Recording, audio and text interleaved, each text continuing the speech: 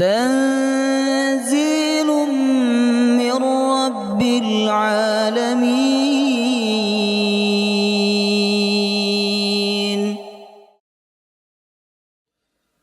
لقد جاءكم رسول من أنفسكم عزيز عليه ما عنتم حريص عليكم بالمؤمنين رؤوف رحيم.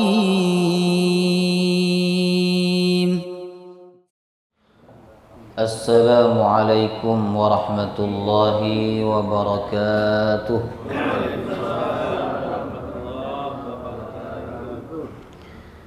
بسم الله الرحمن الرحيم. الحمد لله رب العالمين. نحمده ونستعينه ونستغفره ونعوذ بالله من شرور أنفسنا ومن سيئات أعمالنا. من يهده الله فلا مضل له ومن يضلل فلا هادي له. أشهد أن لا إله إلا الله وحده لا شريك له وأشهد أن محمدا عبده ورسوله لا نبي ولا رسول بعده. اللهم صل وسلم على نبينا محمد وعلى آله وصحبه أجمعين. اللهم علمنا ما ينفعنا وانفعنا بما علمتنا وزدنا علما وجعلنا من الصالحين. آمين يا رب العالمين. Alhamdulillah, segala puji bagi Allah yang menuntun kita hadir kembali di tempat yang mulia dan di dalam majelis yang mulia.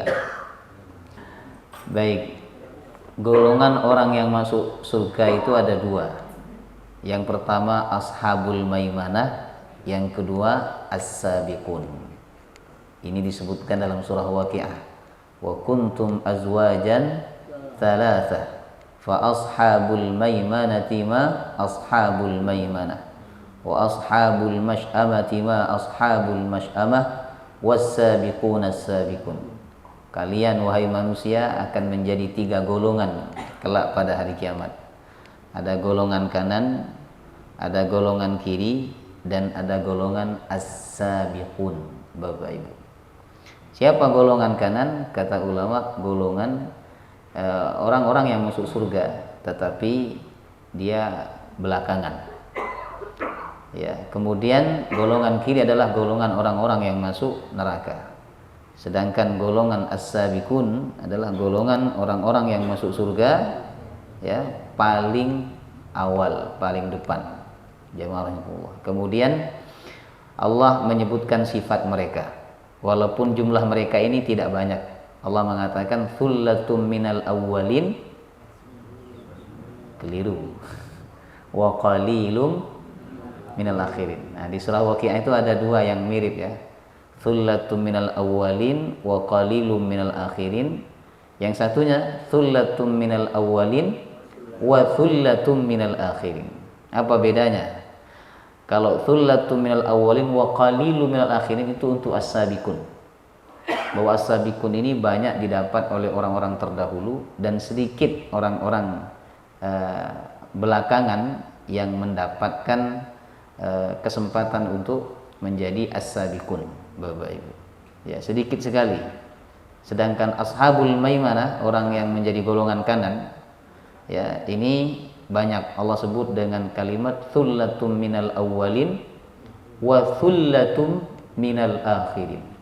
Jangan Allah. Allah sebutkan sifat as-sabiqun. Ya, orang yang pertama-tama masuk surga, yaitu ulaikal ladzina yusari'una fil khairati wa hum laha sabiqun. Itu orang-orang yang bersegera dalam melakukan kebaikan dan dia berlomba-lomba dalam melakukannya. Jemaah rahimakumullah. Jadi ciri as-sabiqun itu orang yang segera melakukan kebaikan dan berlomba-lomba untuk mendapatkan kebaikan.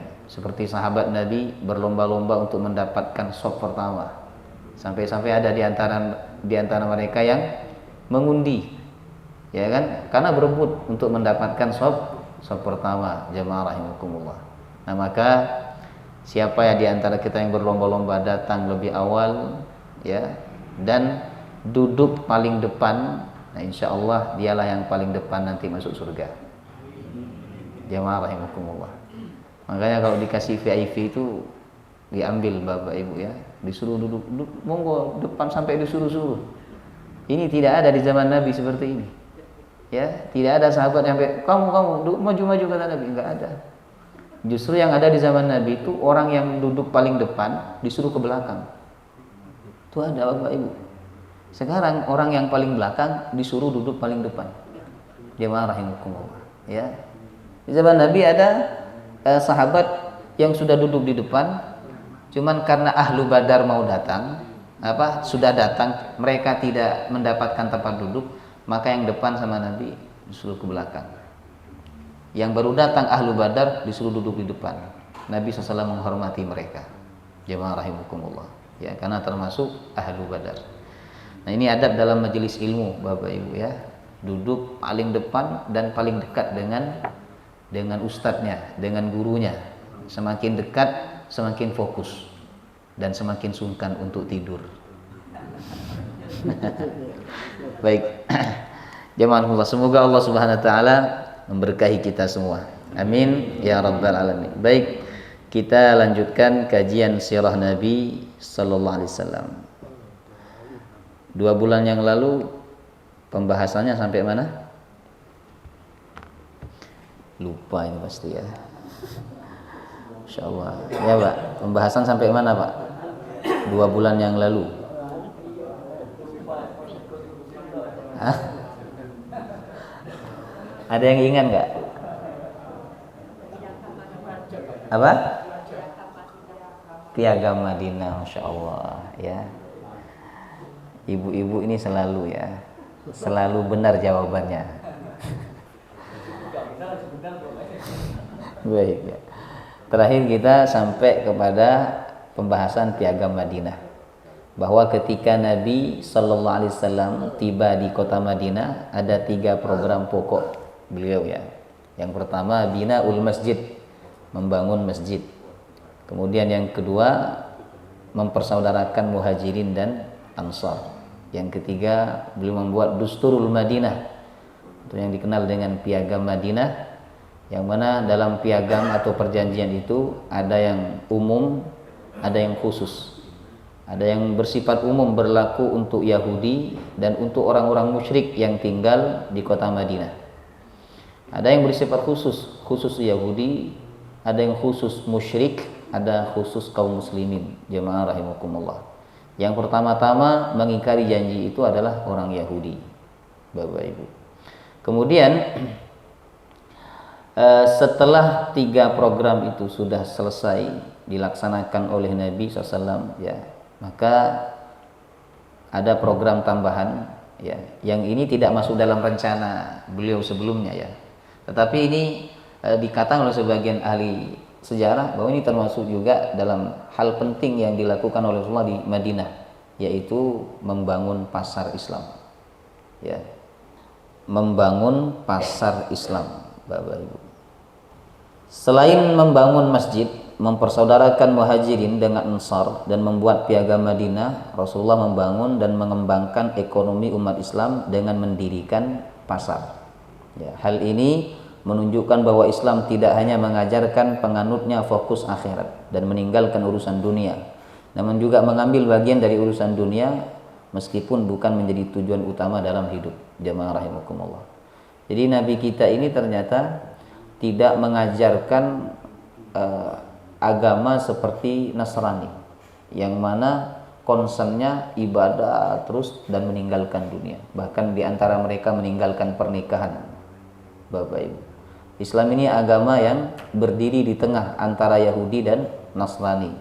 Sehingga ketika Nabi Shallallahu Alaihi Wasallam selesai membangun masjid, ya, mempersaudarakan, membuat piagam Madinah, beliau juga membangun pasar, artinya membangun ekonomi umat Islam.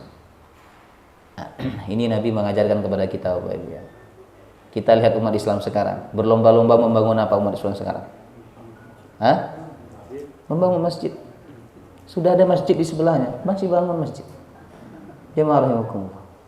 Ya. Coba kita perhatikan dalam satu RT, dalam satu RW, ada berapa masjid itu? Banyak sekali jemaah rahimakumullah. Tapi adakah umat Islam yang kemudian berlomba-lomba membangun pasar Islam di zaman di negara kita ini atau di tempat kita ini? Sedikit jemaah rahimakumullah. Padahal masjid dan pasar itu sesuatu yang saling berkaitan. Ketika Allah Subhanahu wa taala berfirman dalam surah Al-Jumu'ah, ya, Allah mengatakan, ya ayyuhalladzina amanu idza nudiya lis-salati min yaumil jumu'ati fas'au ila dzikrillah wa dzarul bai'. Dzalikum khairul lakum in kuntum ta'lamun. Fa idza qudiyatis salatu fantashiru fil ardh wabtaghu min fadlillah. Itu berkaitan, ayat pertama tadi berkaitan dengan masjid, ayat yang kedua berkaitan dengan pasar, ekonomi, jemaah rahimakumullah. Jadi umat Islam sekarang berlomba-lomba membesarkan masjid, berlomba-lomba membangun masjid, ya. Tetapi sedikit, bahkan mungkin tidak ada jemaah rahimakumullah yang berlomba-lomba membangun pasar Islam. Bapak Ibu, apa itu pasar Islam? Pasar yang mana semua transaksinya jemaah rahimakumullah berdasarkan syariat Islam. Ya. Nah, maka kita berharap ya bahwa sirah Nabi SAW ini tidak hanya sebagai pelajaran saja, tapi juga bisa kita terapkan dalam kehidupan kita sehari-hari. Di saat banyak orang Islam berlomba-lomba membangun masjid, kita panjenengan semua ya berlomba-lomba membangun pasar Islam. Jamaah Allah. Ya. Kemudian alasan Rasulullah mendirikan pasar, walaupun pasar ini bukan menjadi program pokok Nabi ketika tiba di Madinah, Bapak Ibu, tapi beliau punya alasan kenapa harus mendirikan pasar Islam. Jamaah Allah. Yang pertama, memperkuat ekonomi umat Islam dan agar umat Islam memiliki kekuatan ekonomi sendiri. Karena saat itu pasar dikuasai oleh orang Yahudi. Jadi kalau disebut orang kaya di kota Madinah, maka yang terbayang adalah orang Yahudi. Jemaah rahimakumullah. Ya. Sehingga orang-orang munafik di zaman Nabi, mereka berdiri di atas dua kaki. Satu kaki kepada umat Islam, satu kaki kepada orang Yahudi. Jemaah rahimakumullah. Kepada orang Yahudi mereka ingin mengharapkan kekayaan dari mereka. Sedangkan kepada umat Islam mereka berharap keamanan karena saat itu yang berkuasa adalah umat Islam. Jadi saat itu di zaman Nabi, awal-awal Nabi di Madinah, ekonomi dikuasai oleh orang Yahudi. Jemaah rahimakumullah. Ya. Makanya Nabi termotivasi untuk membangun pasar Islam. Kemudian yang kedua, mengendalikan dan membuat tata cara pengelolaan pasar 100% menggunakan aturan syariat Islam yang langsung bisa diawasi oleh Rasulullah SAW. Sebab saat itu pasar dikuasai oleh orang Yahudi yang melakukan praktek riba dan kecurangan. Ini yang paling jelas alasannya, Bapak Ibu. Ketika Nabi masuk pasar Madinah, ya, Nabi mendapati orang Yahudi melakukan praktek riba. Bahkan mereka melakukan kecurangan dalam timbangan, sehingga banyak ayat-ayat menyebutkan tentang kecaman kepada orang yang mengurangi timbangan. Di antaranya wailul lil mutaffifin alladzina idza qalu 'alan nasi yastawfun wa idza kaluhum aw wazanuhum yukhsirun. Jamaah rahimakumullah. Ya. Bahkan orang Yahudi punya keyakinan sendiri dalam agama mereka bahwa halal berbuat curang kepada orang Arab. Bahkan halal mengambil hartanya orang Arab. Jadi kalau ada orang Arab nitip barang kepada mereka, sama mereka tidak dikembalikan. Atau ada orang Arab atau mereka minjem uang kepada orang Arab, sama mereka tidak dikembalikan pinjaman itu. Karena mereka beralasan bahwa harta orang Arab itu halal bagi mereka. Sebab mereka memandang bahwa bangsa yang paling mulia adalah mereka. Ini disebutkan oleh Allah dalam Al-Quran surah Ali Imran, Bapak Ibu. Di Ali Imran ayat 75, jemaah Allah mengatakan, wa min ahlil kitabi man in ta'manhu biqintari yu'addihi ilaik wa minhum man in ta'manhu bidinarin la yu'addihi ilaika illa ma dumta alaihi qa'imah. Dzalika bi annahum qalu laisa 'alaina fil ummiyina sabil. Kata mereka. Allah berfirman, di antara ahlul kitab Yahudi ada orang yang apabila dipercaya dengan satu kintor. Kintor itu adalah harta yang banyak. Maka dia menunaikan amanahnya. Tetapi ada pula di antara mereka yang apabila dipercaya dengan satu dinar itu uang yang sedikit di zaman Nabi SAW, Bapak Ibu. La yu'addihi ilaika illa ma dumta alaihi qa'ima. Mereka tidak menunaikan amanah itu kecuali terus ditagih. Jadi ada orang-orang tertentu jamaahullah ketika pinjam uang walaupun sedikit ya, susah mengembalikannya kecuali sudah ditagih berkali-kali, Bapak Ibu. Kemudian Allah mengatakan dzalika bi annahum qalu laisa 'alaina fil ummiyina sabil. Itu karena mereka mengatakan tidak ada dosa bagi kami jika kami mengambil harta orang-orang ummi. Orang ummi itu adalah orang Arab. Kenapa disebut ummi? Karena mereka tidak membaca kitab. Mereka tidak turunkan kitab sebagaimana yang diturunkan kepada orang Yahudi, jemaah Allah. Jadi mereka melakukan praktek riba dan melakukan praktek kecurangan di pasar mereka. Maka ini yang menjadi motivasi bagi Nabi untuk membangun pasar Islam. Jamaah rahimakumullah. Ya, misalnya panjenengan melihat ada banyak bank yang melakukan praktek riba misalnya. Akhirnya termotivasi panjenengan untuk membangun bank Islam. Ya. Adanya bank syariah itu kenapa Bapak Ibu? Kenapa kok ada bank syariah? Ini bangun tidak. Kenapa kok ada bank syariah? Karena bank konvensional itu dianggap riba. Enggak mungkin ada bank syariah kalau yang konvensional itu tidak riba, jamaah rahimakumullah. Ya.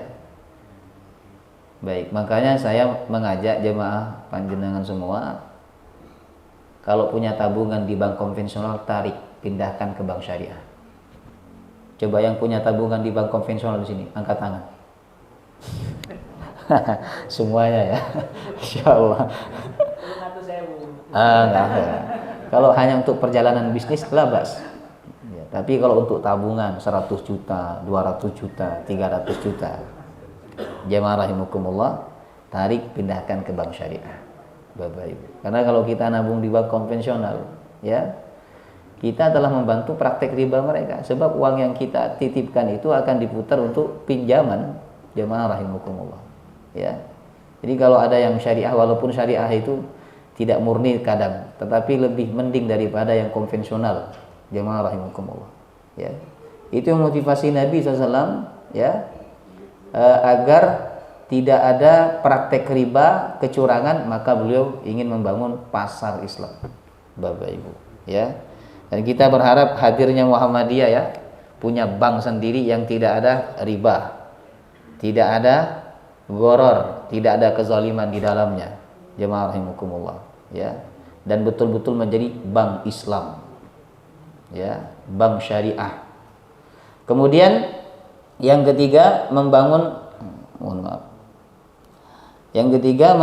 kemandirian ekonomi umat Islam, karena sebelumnya kaum muslimin dipersulit oleh orang Yahudi untuk memasuki pasar mereka, pasar Qainuqa. Bahkan ada suatu riwayat mengatakan bila ketahuan bahwa yang belanja itu orang muslim, maka dinaikkan harganya oleh mereka. Jamaah rahimakumullah. Ya. Ya. Jadi mereka orang-orang Yahudi memang menyimpan kebencian yang besar terhadap umat Islam, Bapak Ibu, ya. Kemudian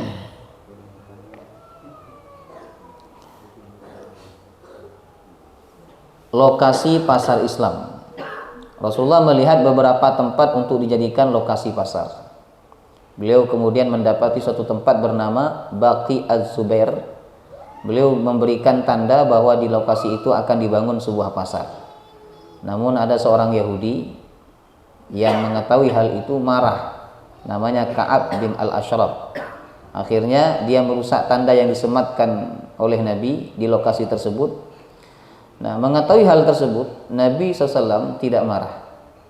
Beliau memindahkan ke satu lokasi dekat kuburan Bani Sa'idah. Ya. Awalnya para sahabat sempat keberatan, namun setelah mendengar maksud Rasulullah, mereka akhirnya sepakat, Bapak Ibu. Ya, jadi lokasi yang akan dibangun pasar oleh Nabi adalah dekat dengan apa? Dengan kuburan. Pasar yang dekat dengan kuburan di mana di Malang nih, Pak? Tawangmangu ya. Nah, dekat dengan kuburan. Jemaah rahimakumullah. Ya. Nah, kenapa sih Nabi lebih memilih lokasi pasar dekat kuburan, Bapak Ibu? Jadi pasar Islam saat itu dekat kuburan dan juga dekat dengan masjid. Jemaah rahimakumullah. Walaupun nggak dekat-dekat amat dengan masjid, tapi kalau ada suara adzan yang dikumandangkan, walaupun nggak pakai tua saat itu ya, masih kedengaran di pasar. Jemaah rahimakumullah. Baik. Alasan memilih lokasi dekat kuburan Bani Sa'idah. Ya, yang pertama, karena lokasi calon pasar ini luas dan strategis. Sebab semua pendatang ke Madinah, baik dari Suriah maupun dari selatan, pasti melewati lokasi tersebut. Jadi orang yang datang dari luar Madinah, kebanyakan mereka melewati lokasi itu. Kalau ada pasar, maka sedikit banyak mereka akan mampir. Jemaah rahimakumullah. Kenapa pedagang-pedagang itu semakin maju, mepet jalan? Karena mudah dihampiri oleh orang yang lewat. Jemaah rahimakumullah. Kita lihat pasar Gadang. Itu kan lebih maju daripada orang Cina, Bapak Ibu. Orang Cina itu rukonya di belakang, tapi kalau di pasar Gadang itu semakin ke depan dan semakin ke depan ada kemajuan. Karena saya setiap hari lewat sana, Bapak Ibu ya. Orang mana itu? Jemaah rahimakumullah. Baik, kenapa? Karena orang terkadang mungkin dia hanya lewat saja lihat ikan seger-seger, akhirnya mampir, termasuk saya. Jemaah rahimakumullah. Ya, jadi memang tempat yang strategis banyak dilewati oleh orang. Di situ peluang besar ya untuk didatangi oleh para pedagang atau para pembeli. Jemaah rahimakumullah. Kemudian yang kedua, Rasulullah memilih pasar dekat pemakaman agar para pedagang di sana selalu ingat mati, Bapak Ibu. Sehingga mereka tidak berani melakukan kecurangan dalam berdagang. Subhanallah. Ini tujuan yang mulia, jemaah rahimakumullah ya. Pasar dekat dengan makam atau kuburan, supaya para sahabat yang bertransaksi di pasar itu selalu ingat mati, bahwa harta yang mereka perjuangkan siang dan malam itu akan mereka tinggalkan. Jemaah rahimakumullah ya. Ini bagus Bapak Ibu, seperti pasar Tawangmangu. Jadi orang-orang di Tawangmangu itu harusnya lebih ingat mati. Kenapa? Karena setiap hari mereka lihat kuburan, apalagi kuburan di Indonesia ini menyeramkan. Ya kan, nisannya tinggi-tinggi. Jemaah rahimakumullah. Beda dengan di Arab. Di Arab itu cuman sebongkah batu ditaruh di atasnya, Bapak Ibu. Dan kalau kita ke sana, kita nggak akan menyangka itu adalah kuburan. Jemaah rahimakumullah. Ya, subhanallah. Kemudian yang ketiga, lokasi pasar juga tidak jauh dari Masjid Nabawi. Agar sibuk apapun mereka di pasar, tetap ingat kewajiban beribadah kepada Allah Subhanahu wa taala, ya. Jadi suara azan masih terdengar oleh mereka, Bapak Ibu. Sehingga ketika waktu sholat sudah tiba, maka mereka meninggalkan transaksinya. Mereka datang ke masjid. Terlebih ketika sholat Jumat ya. Allah Subhanahu wa taala memuji perbuatan mereka dalam surah An-Nur ayat 37. Rijalul la tulhihim tijaratu wala bay'un an dzikrillah. Ada laki-laki, kata Allah, yang mana perdagangan mereka tidak melalaikan mereka dan jual beli mereka tidak melalaikan mereka dari mengingat Allah. Jadi Allah memuji pedagang yang mana perdagangannya tidak melalaikan dia dari mengingat Allah Subhanahu wa taala. Dan ini tidak mudah Bapak Ibu. Tidak mudah ya berdagang tapi tetap ingat sama Allah. Apalagi ketika konsumennya banyak. Ya Pak, jenengan kalau buka warung Pak. Buka warung misalnya lalapan atau apa gitu kan. Pas asar atau pas isya misalnya. Banyak pelanggannya. Ya kan, sampai antri-antri. Adzan isya dikumandangkan. Ditinggal atau dilayani terus? Jujur aja. Ditinggal, mohon maaf ini karena sudah adzan Isya, jadi saya tutup sementara waktu. Tinggal sholat Isya. Konsumen kalau mau menunggu di sana. Atau terus dilayani. Kalau nggak dilayani mereka pindah nanti ke warung yang lain. Coba harifullah. Nah, contoh ada satu toko di Malang ini kalau waktu adzan tutup Bayakum. Bagus Bapak Ibu ya. Jadi toko kitab ya, toko pakaian Bayakum itu kalau udah adzan tutup. Berapapun orang di dalamnya tutup, jemaah rahimakumullah. Ya, dan buka kembali setelah sholat. Nah, subhanallah Bapak Ibu. Ini yang disebut, yang dipuji oleh Allah dalam Al-Qur'an. Rijalul la tulhihim tijaratu wala bay'un an dzikrillah. Yaitu seseorang yang perdagangan dan jual belinya tidak melalaikan dia daripada mengingat Allah. Ya, ada sebagian bos ya atau pemilik toko, dia meninggalkan tokonya, jemaah rahimakumullah, ya kan, untuk sholat, tapi karyawannya tetap bekerja di situ. Kalau Bayakum itu enggak apa-apa, semuanya harus sholat, jemaah rahimakumullah, semuanya harus keluar, luar biasa, jemaah rahimakumullah. Dan itu lebih lebih barakah. Dan kita lihat toko Bayakum itu tidak pernah sepi, jemaah rahimakumullah. Ya. Jadi kadang ada orang takut kehilangan waktu, kehilangan keuntungan ya, untuk mengorbankan waktu 1 jam, jemaah rahimakumullah, demi mengingat Allah, memenuhi panggilan Allah Subhanahu wa taala, ya kan? Padahal kalau dia mengingat Allah, memenuhi panggilan Allah, Allah akan berikan lebih banyak dan lebih barakah, Bapak Ibu, ya. Itulah alasan kenapa Nabi memilih lokasi dekat kuburan Bani Sa'idah, jemaah rahimakumullah. Kemudian pasar pertama umat Islam. Setelah lokasi yang akan dibangun pasar sudah ditentukan, maka Rasulullah menginstruksikan kepada para sahabat untuk membangunnya, yang saat itu diketuai oleh Abdurrahman bin Auf. Ya, beliau ini orang pasar memang ya. Ini sahabat memang orang pasar. Beliau pelaku pasar Bapak Ibu. Karena ketika sampai ke Madinah langsung beliau mencari pasar.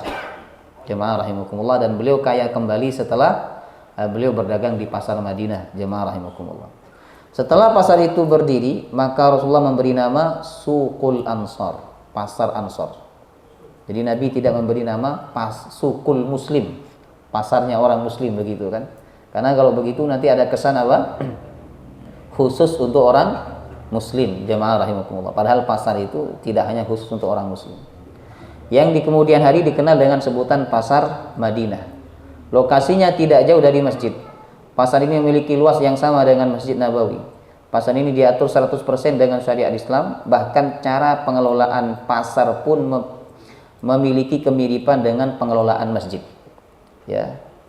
Masjid itu pengelolaannya bagaimana? Kalau orang datang ke masjid, Bapak Ibu, maka yang pertama datang dialah yang paling berhak duduk di sop pertama. Pasar Madinah saat itu juga sama. Yang paling awal datang, dia yang paling berhak berjualan di situ. Enggak ada namanya sewa, tidak ada pajak. Jemaah rahimakumullah. Ya. Yang lebih dulu datang, dia di situ. Ya, Bapak Ibu. Nah, ada nggak pasar seperti itu sekarang? Nggak ada ya kan? Semuanya serba sewa, ya kan, Bapak Ibu. Dan ini diberlakukan oleh Umar saat itu. Yang menjadi pengawas adalah Umar bin Khattab radhiyallahu anhu. Umar mengatakan ya pasar itu menganut ketentuan masjid. Barang siapa yang datang terlebih dahulu, kata Umar, maka dialah yang berhak berjualan di tempat itu. Sebagaimana di masjid, siapa yang datang terlebih dahulu, maka dia yang paling berhak untuk duduk atau berdiri di saf pertama. Makanya dalam Islam itu Bapak Ibu tidak boleh mematok saf, itu nggak boleh. Ya, sering saya ceramah di mana-mana saya sampaikan. Karena terkadang saya datang telat, sudah siap tempat di depan pembicara, penceramah. Itu tidak boleh, jemaah rahimakumullah. Sop depan itu bagi siapa yang datang lebih awal. Kalau ustadznya datang belakangan, ya tetap dia diam di sop belakang, Bapak Ibu. Yang boleh dikhususkan sopnya tempatnya itu hanya satu. Siapa? Imam. Itu hanya satu, Bapak Ibu. Karena imam ini memang di bagian depan sendiri. Jadi kalau ada khatib sekaligus menjadi imam, maka langsung suruh duduk di depan. Walaupun dia datangnya telat, la ba'sa. Jamaah rahimakumullah. Tapi kalau dia hanya khatib saja, tidak menjadi imam, maka jangan dikasih tempat khusus, khatib. Akhirnya orang yang datang awal-awal nggak berani di situ karena sudah di booking khatib. Yang booking sebenarnya bukan khatibnya, tapi takmirnya. Jamaah rahimakumullah. Ya. Biarkan khatib kalau datang belakangan dan dia tidak menjadi imam, dia suruh duduk di saf kedua atau ketiga. Jamaah rahimakumullah. Atau nanti sebelum sholat atau sebelum khutbah kan dia dipanggil. Jamaah rahimakumullah. Ya, Bapak Ibu. Nah, beda dengan majelis ilmu. Kalau di majelis ilmu ini boleh dipatok atau boleh boleh dikhususkan. Tiang ini khusus untuk sinten, yang ini khusus untuk sinten, yang sana dikhususkan. Bahkan dikasih nama boleh. Jamaah rahimakumullah, di atas tiangnya itu. Ya. Nah, tapi kalau sholat tidak boleh. Ya, sholat tidak boleh, Bapak Ibu. Kemudian aturan pasar umat Islam. Nah, ini aturannya. Jadi kenapa disebut pasar Islam? Ya, karena aturan-aturannya itu sesuai dengan syariat Islam. Jamaah rahimakumullah. Yang pertama, tidak boleh ada pematokan harga di dalamnya. Yang menentukan harga di pasar adalah Allah. Jadi khalifah, pemimpin tidak boleh menentukan harga. Misalnya harga anggur, harga kurma, nggak boleh ditentukan oleh pemimpin. Yang berhak menentukan siapa? Allah. Bagaimana maksudnya itu? Kata Nabi, innallaha huwal musa'ir. Ya. Al-qabid al-basit. Sesungguhnya Allah itu al-musa'ir, yang berhak menentukan harga.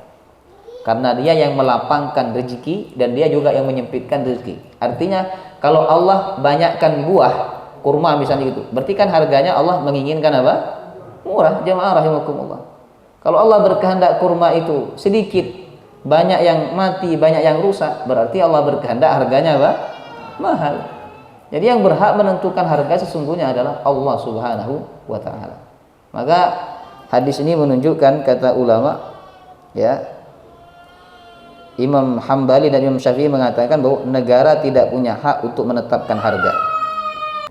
Rasulullah itu tidak pernah menentukan harga. Jamaah rahimakumullah. Makanya Imam Syafi'i dan Imam Hambali mengatakan pemimpin tidak boleh menentukan harga. Harga ditentukan oleh para pedagang. Dan dia punya hak untuk menentukan harga dari barang dagangannya. Jamaah rahimakumullah. Ya, kecuali barang dagangan itu milik negara, maka negara punya hak untuk menentukan, Bapak Ibu. Jadi kan punya minyak goreng di toko panjenengan, silakan dijual sesuai keinginan panjenengan. Mau dijual 50.000, mau dijual 100.000, silakan. Jamaah rahimakumullah. Tapi ya, kalau mahal-mahal tidak ada yang beli, Bapak Ibu. Ya, baik ya. Kemudian menentukan harga, dari seorang pemimpin ditentukan harga itu, kata Imam Syafi'i, itu sebuah kezaliman. Jamaah rahimakumullah. Apalagi ditentukan kemudian diambil upetinya, Bapak Ibu, ya. Kemudian yang kedua, tidak boleh ada monopoli di pasar. Tidak boleh ada monopoli. Jadi tidak boleh menimbun. Setelah ditimbun kemudian dijual dengan harga yang mahal. Karena Nabi mengatakan, manihtakara fahuwa khati. Siapa yang menimbun, yang memonopoli, fahuwa khati, maka dia berdosa. Nah, ulama memerinci, ya, monopoli yang tidak boleh itu dalam bahan makanan pokok, beras, minyak, apalagi yang pokok. Nah, gula, jamaah itu tidak boleh dimonopoli, Bapak Ibu, ya. Tapi yang lain-lain yang bukan makanan pokok, maka sebagian ulama memperbolehkan, ya. Kemudian yang ketiga, tidak boleh ada pemungutan liar. Jadi tidak ada pajak dan tidak ada sewa. Subhanallah. Siapa yang datang dulu, dia yang berhak. Jamaah rahimakumullah. Enggak ada sewa-sewaan. Enggak ada sebulan sekian, Bayangkan orang kalau berdagang di pasar harus bayar sewa, Bapak Ibu, ya kan? Keuntungan mereka tidak seberapa, jemaah rahimakumullah. Ya, tidak seberapa karena bahkan ada di antara mereka keuntungannya untuk bayar sewa saja, Bapak Ibu.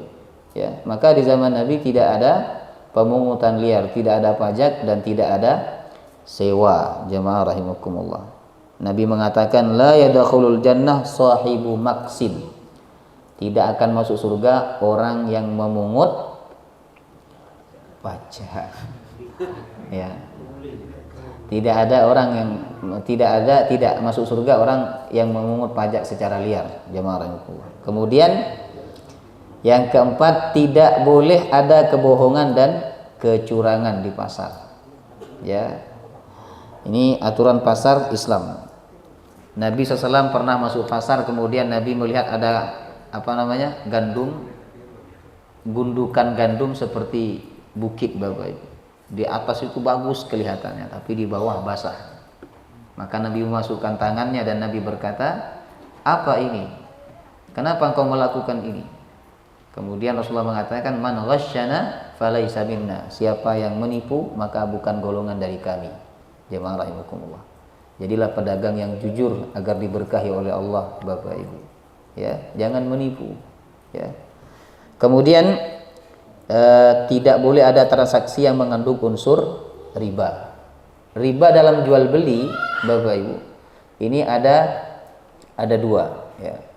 Ada yang nasiah, ada yang fadl. Riba fadl niku kelebihan, menukar dua barang yang sama, ya, yang satu lebih banyak daripada yang satunya, maka ini masuk riba. Nah, barang ribawi itu ada dua, ada yang jenis makanan, ada yang jenis harta, emas, perak, uang. Jadi kalau panjenengan menukar makanan itu berarti buah, begitu ya. Jangan nukar buah beras yang kualitasnya bagus, beras lele, dengan beras yang kualitasnya tidak bagus.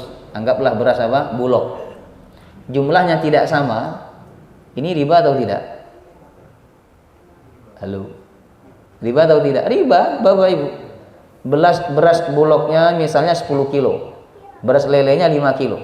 Ditukar, dibarter. Ini riba. Namanya riba fadl. Ya, karena barangnya sama, meskipun kualitasnya tidak sama, maka jumlahnya harus sama. Jika tidak sama, maka terjadi hukum riba. Rupiah sama rupiah ditukar, harus sama jumlahnya. Kalau tidak, maka masuk dalam hukum riba. Supaya tidak riba bagaimana? Yang jelek itu dijual dulu, kemudian belikan beras yang bagus. Jemaah rahimakumullah. Yang kedua, ada juga riba jual beli itu yang bersifat nasiah. Nasiah itu adalah ditunda. Misalnya saya nukar uang ke jenengan. Jenengan punya uang 50 ribuan 100 ribu. Saya punya pecahan 100 ribu, Bapak Ibu. Ya, saya tukar, Pak, tukar duitnya, Pak. Ya kan? Nah, 100 ribu. Jenengan punya uang 100 ribuan, 50 ribuan, 2, gitu. Nah, punya Ustaz, tukar. Langsung saya ambil uang panjenengan yang 50 itu ya. Tapi saya bilang, Pak, yang 100 ribu punya saya, entar gitu. Besok atau lusa gitu. Ya. Itu riba atau bukan? Riba, Bapak Ibu. Dalam fikih itu masuk riba. Jamaah rahimakumullah. Ya. Makanya supaya tidak riba, akadnya jangan tuker, tapi pinjem. Ya, cuma kan kalau pinjem kadang bilangnya enggak ada, gitu kan. Kalau pinjem itu kadang bilang enggak ada, akhirnya orang menggunakan bahasa nuker. Ya. Jamaah rahimakumullah. Baik.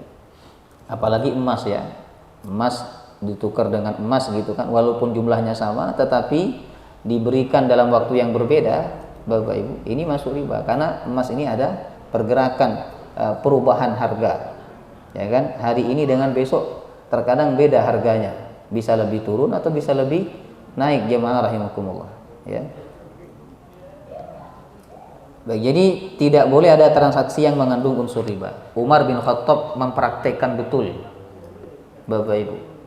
pasar Islam ini. Di zaman beliau membuat peraturan atau persyaratan tidak boleh berdagang di pasar kecuali paham fikih muamalah. Ya. Ada hadisnya jemaah rahimakumullah. Kata Umar, la yabi' fi sukina illa man tafaqqaha fid din. Umar waktu itu disebutkan dalam hadis riwayat Imam Al-Bukhari, Bapak Ibu. Umar bin Khattab radhiyallahu an keliling pasar sambil memukul para pedagang. Dipukulin. Terutama pedagang-pedagang yang nakal.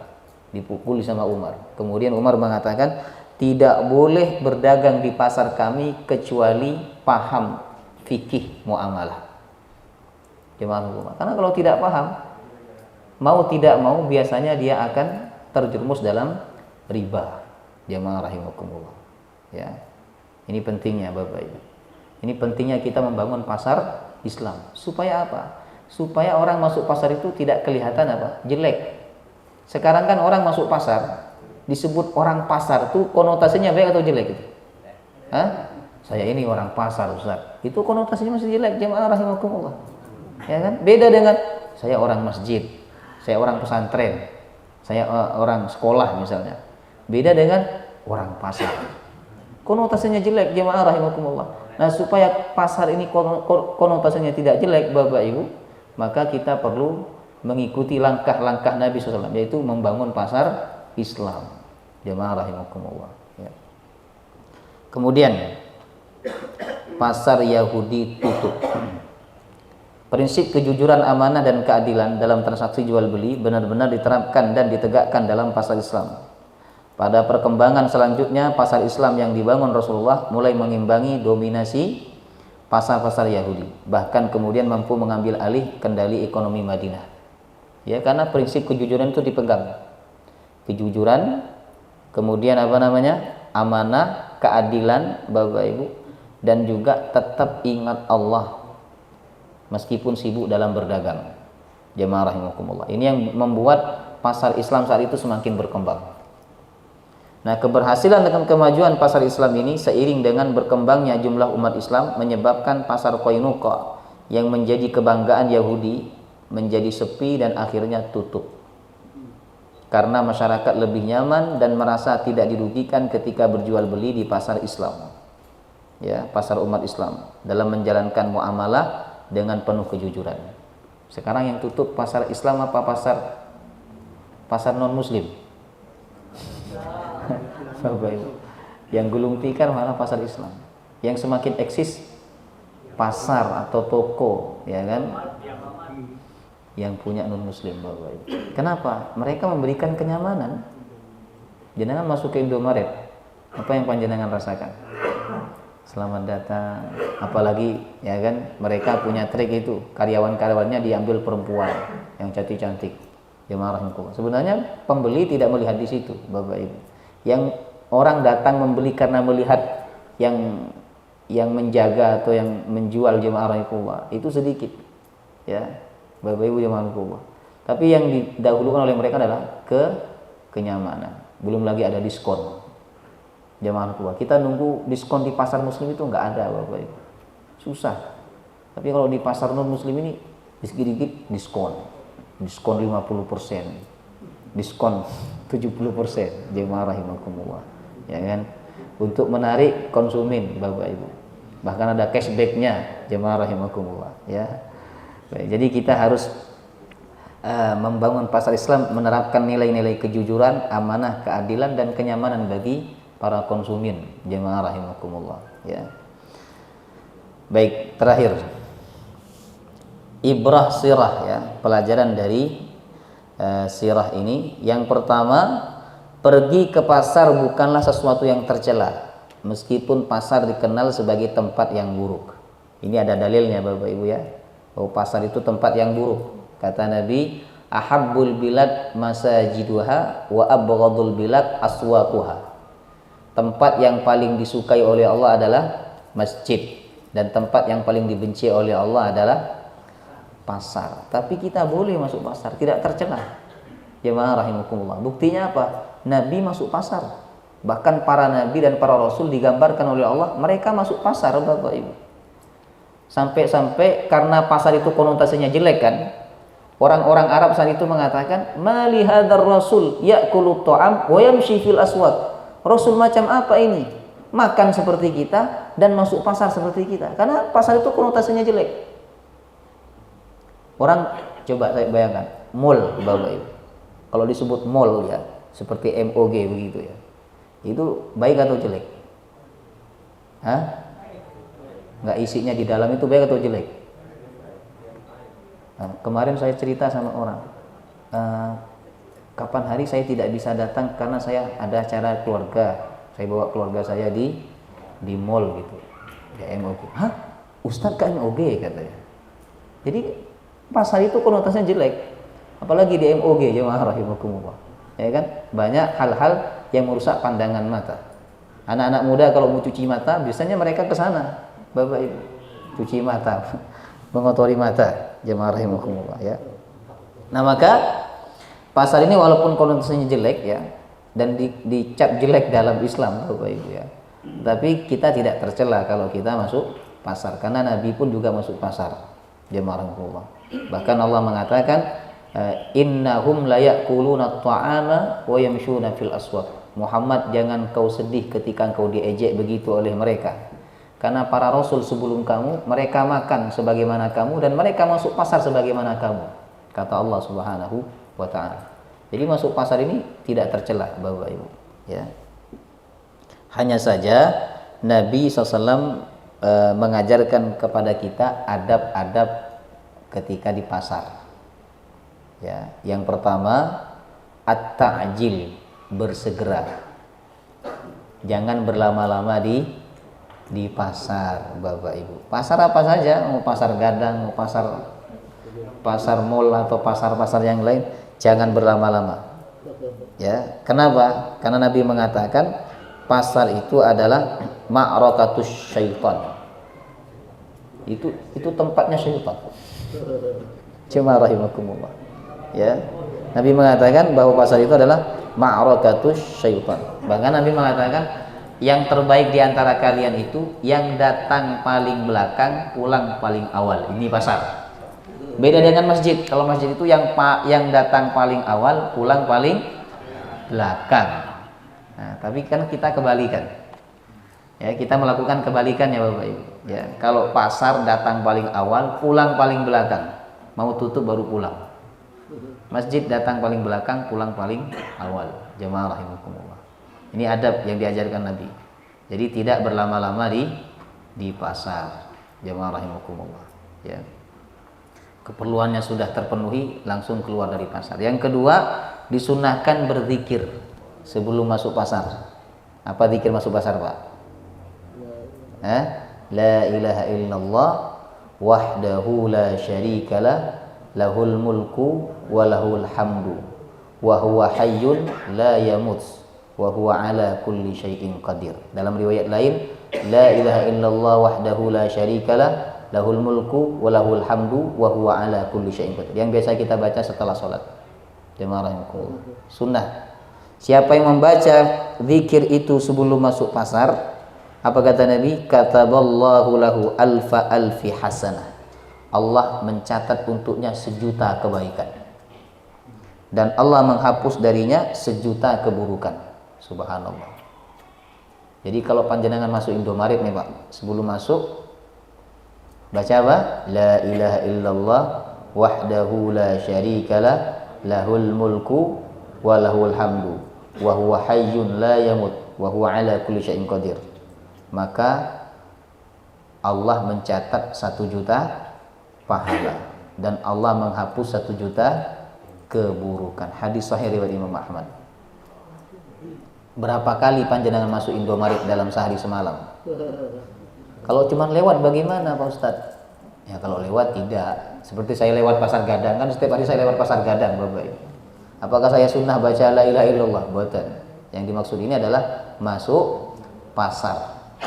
Ya, masuk Indomaret, masuk Alfamaret, masuk MOG, masuk pasar gadang, pasar. Ya, itu sunnah juga sebelum masuk la ilaha illallah wahdahu la syarikalah. Maka 1.000.000 kebaikan Allah berikan, dan sejuta keburukan Allah hapus dari kita. Jemaah rahimakumullah. Panjenengan kalau sehari Bapak Ibu jualan sebentar untung 1 juta kan senang. Ada orang yang tidak berjualan kata Allah, tapi dia untung 1 juta setiap hari, yaitu orang yang datang ke pasar dan membaca doa ini. Kemudian adab yang ketiga, ijtinabu murafaqatin nisa. Tidak membawa perempuan kalau ke pasar, Pak.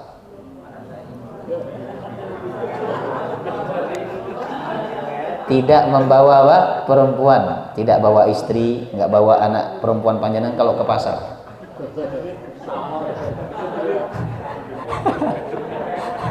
Bukan karena ngabisin duit ya, bukan ya, tapi karena namanya pasar tempat yang konotasinya buruk Bapak Ibu. Ini untuk menjaga kehormatan para wanita kita, ya, para anak perempuan kita, istri kita, jemaah rahimakumullah. Ya, apalagi istrinya cantik sekali dibawa ke pasar. Nah, jemaah rahimakumullah, ini berbahaya. Ya, berbahaya. Bapak Ibu. Sedangkan tidak masuk pasar saja diganggu. Ya, saya pernah sering lewat pasar Gadang Bapak Ibu. Itu kalau ada perempuan yang yang kena terjebak macet, digodain kadang sama pedagang pasar. Jemaah rahimakumullah. Cewek katanya. Jemaah rahimakumullah. Ini lewat belum masuk pasar. Apalagi masuk pasar, jemaah rahimakumullah. Ya. Nah, maka ya, tidak membawa perempuan kalau kita ke pasar, Bapak Ibu. Kan perempuan sekarang kan kadang tidak punya rasa malu.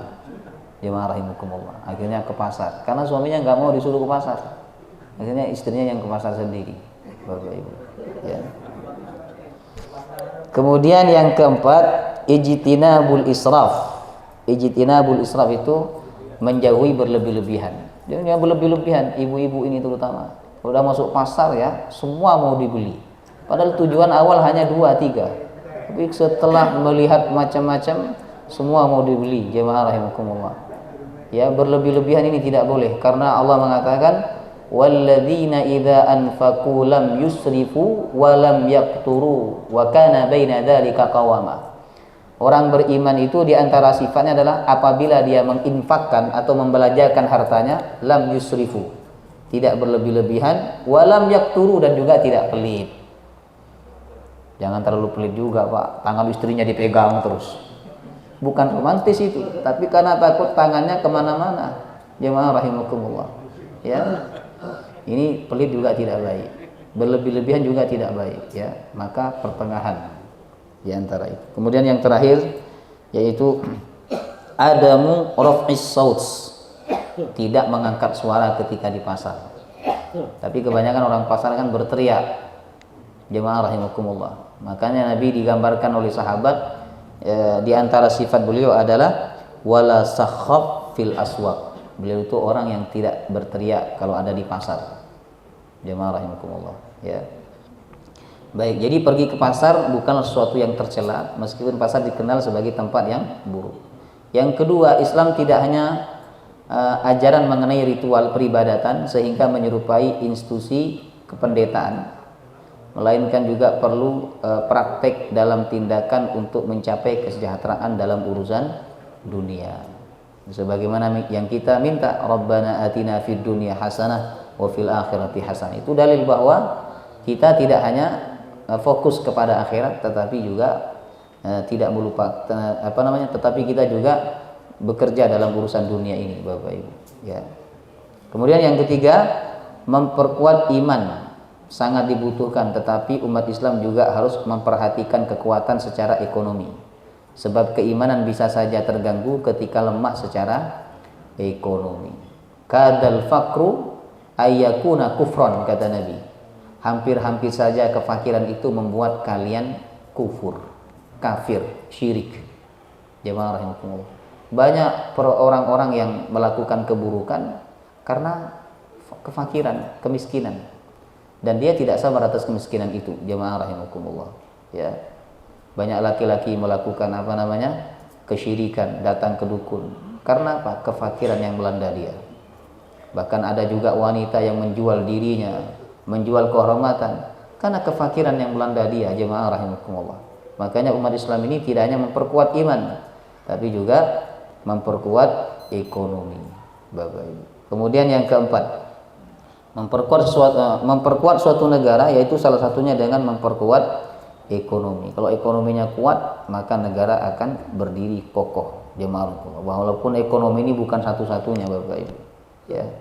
Kemudian yang kelima, suatu kebatilan tidak akan bisa berdiri kokoh, pada waktunya ia akan roboh, sebagaimana yang terjadi pada pasar Yahudi yang penuh dengan transaksi batil. Ya, pada akhirnya gulung tikar. Jadi kalau panjenengan membangun pasar, ada riba, ada kezaliman, ada kecurangan di situ, tidak akan bertahan lama. Jemaah rahimakumullah. Pada masanya akan hancur. Yang keenam, Allah dan Rasulnya melarang keras mencari harta dengan cara yang batil. Wala ta'kulu amwalakum bainakum bil batil. Janganlah kalian memakan harta dengan cara yang batil. Ya, wallahu taala alam bissawab. Baik, kita buka tanya jawab ya. Silakan Bapak Ibu. Mungkin ada pertanyaan ya. Silakan. Pertanyaan bebas. Fadhal. Assalamualaikum warahmatullahi wabarakatuh. Waalaikumsalam warahmatullahi wabarakatuh. Masalah jual beli di bidang pertanian, Ustaz. Jual beli di bidang pertanian. Otomatis ada yang jual, ada yang beli. Banyak teman-teman kita di dalam berdagang itu istilah bahasa pertanian itu nebas. Nebas itu apa? Barang yang belum waktunya panen. Borong Memborong. bidang pertanian seperti padi yang belum waktunya panen. Masalah tebu juga belum waktunya panen, dia beli. Jadi belum waktunya panen. Buat ini hukumnya untuk yang pembeli atau yang menjual gimana, Ustaz? Baik, di situ. Assalamualaikum warahmatullahi wabarakatuh. Waalaikumsalam warahmatullahi wabarakatuh ya. Sistem jual beli ijon berarti ya. Dijual ketika belum waktunya panen. Ini dalam Islam tidak boleh. Ya. Di antara yang dilaknat oleh Nabi, maksudnya didoakan oleh Nabi agar jauh dari rahmat Allah, yaitu adalah orang yang melakukan jual beli ijon. Ini tidak boleh. Karena di situ kenapa kok tidak boleh? Kan sama-sama mau. Penjual mau, pembeli juga mau. Bukankah ada kaidah dalam ayat Al-Qur'an itu illa antakuna antaradim minkum, saling ridha ya. Nah, kata ulama, saling ridha itu kalau akadnya benar. Kalau akadnya tidak benar walaupun saling suka, tetap tidak boleh. Ya. Bapak Ibu. Jadi walaupun pedagang atau penjual dan pembeli itu sama-sama suka dan sama siap dengan risikonya, penjual siap dengan risikonya. Apa risikonya? Dia hanya dapat uang seharga ijon, ya kan? Bukan seharga panen. Sedangkan pembeli risikonya mungkin dia akan gagal panen. Walaupun sama-sama siap dengan risiko itu, Bapak Ibu, tetapi ini tetap tidak boleh. Karena di dalam itu ada unsur goror. Goror itu ketidakpastian. Dalam Islam salah satu syarat jual beli harus pasti. Kenapa ada yang mengatakan haji furoda itu nggak boleh? Ya, haji furoda yang langsung berangkat itu. Tapi di situ karena tidak ada kepastian.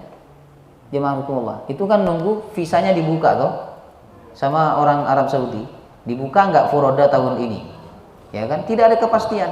Akhirnya apa? Pihak travel memberangkatkan dulu ke Jakarta, diam di hotel Jakarta berhari-hari nunggu. Itulah yang membuat sebagian ustadz atau sebagian ulama mengatakan di situ ada unsur goror, ketidakpastian. Jemaah rahimakumullah. Ya. Jadi segala bentuk jual beli yang ada unsur goror, ketidakpastian di situ, maka tidak boleh. Jemaah rahimakumullah. Ya, karena kalau ada ketidakpastian itu pasti merugikan salah satu pihak. merugikan pembeli atau merugikan penjual. Jemaah rahimakumullah. Ya. Supaya boleh bagaimana? Ya supaya boleh ditunggu sampai masa panen, Bapak Ibu. Jangan diakali, Ustadz saya nggak beli buahnya, saya beli pohonnya.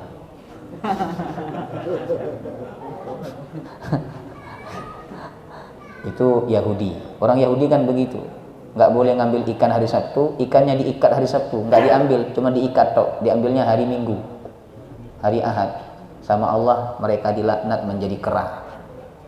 Makanya jangan main-main ya.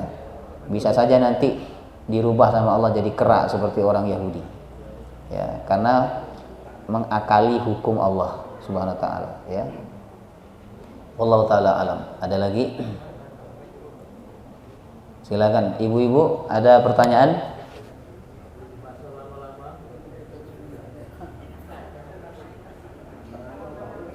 Baik.